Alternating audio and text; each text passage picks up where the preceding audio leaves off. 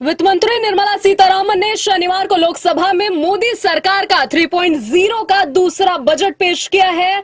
Budget में उन्होंने income tax को लेकर बड़ा ऐलान किया है। उन्होंने 12 लाख रुपए की आय को टैक्स फ्री करने का ऐलान कर दिया है। अगर किसी व्यक्ति की आय 12 लाख रुपए है तो उसे अब तक 71,500 रुपए का टैक्स लगता था। इस तरह अब सीधे सीधे उसे 71,500 रुपए का फायदा होगा। 13 लाख की आय वाले व्यक्ति को मात्र 66,300 रुपए टैक्स देना होगा। 15 लाख तक की आय वाले लोगों को मात्र 97,500 रुपए टैक्स लगेगा।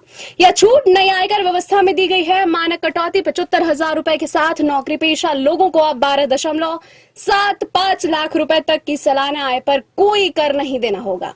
वित्त मंत्री ने कहा कि कर छूट से मध्यम वर्ग के लोगों के पास खपत के लिए अधिक पैसे बचेंगे, साथ ही निवेश और बचत भी बढ़ेगी। निर्मला सीतारमण ने मिडिल क्लास को बड़ी राहत देते हुए इसके साथ अलग अलग स्लैब में भी बदलाव का प्रस्ताव किया है। 4 लाख रुपए की आय पर कोई टैक्स नहीं लेगा। इसका मतलब है कि 4 लाख तक की आय पर आपको रिटर्न भी नहीं भरना होगा।